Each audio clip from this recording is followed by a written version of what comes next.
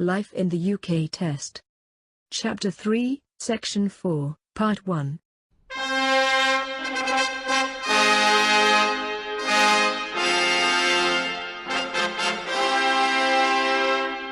Disclaimer. This work is independent and non-official. It is a free help based on life in the United Kingdom. A Guide for New Residents 3rd edition Handbook.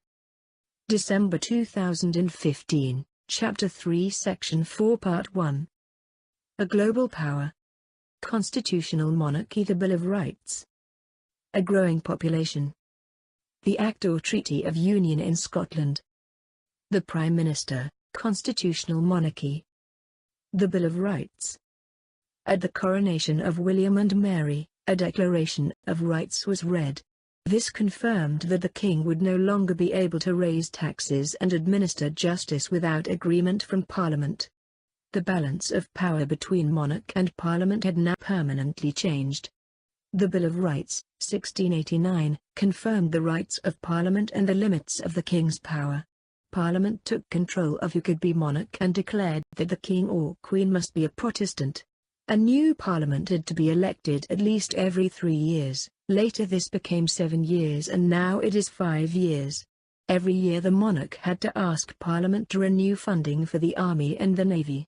These changes meant that, to be able to govern effectively, the monarch needed to have advisers, or ministers, who would be able to ensure a majority of votes in the House of Commons and the House of Lords.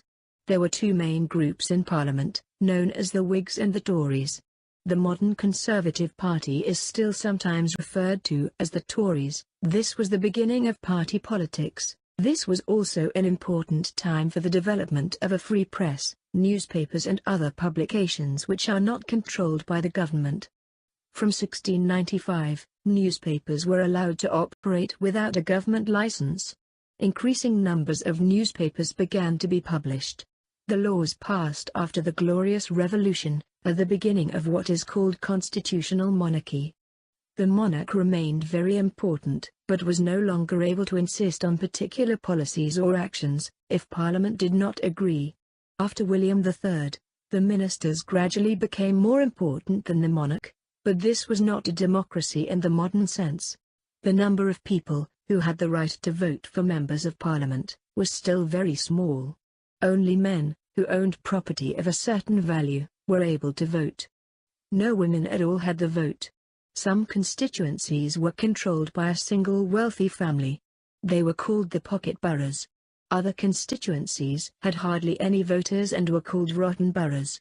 A growing population. This was a time when many people left Britain and Ireland to settle in new colonies in America and elsewhere, but others came to live in Britain. The first Jews to come to Britain since the Middle Ages settled in London in 1656. Between 1680 and 1720 many refugees called Huguenots came from France. They were Protestants, and had been persecuted for their religion. Many were educated and skilled, and worked as scientists, in banking, or in weaving or other crafts. The Act or Treaty of Union in Scotland. William and Mary's successor, Queen Anne, had no surviving children. This created uncertainty over the succession in England, Wales and Ireland and in Scotland.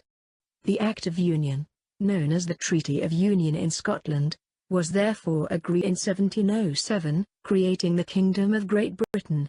Although Scotland was no longer an independent country, it kept its own legal and education systems and Presbyterian Church. The Prime Minister. When Queen Anne died in 1714, Parliament chose a German, George I, to be the next king, because he was Anne's nearest Protestant relative.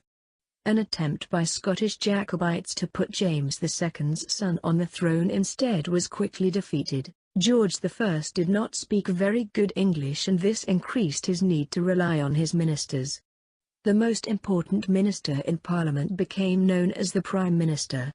The first man to be called this was Sir Robert Walpole, who was Prime Minister from 1721 to 1742. Study materials. All chapters from the study materials are Crown copyright and have been based on life in the United Kingdom. A Guide for New Residents 3rd edition Handbook. All photos are borrowed from wikipedia.org under the Creative Commons Attribution Share Alike 3.0 unported. This work is independent and non-official, prepared in December 2015.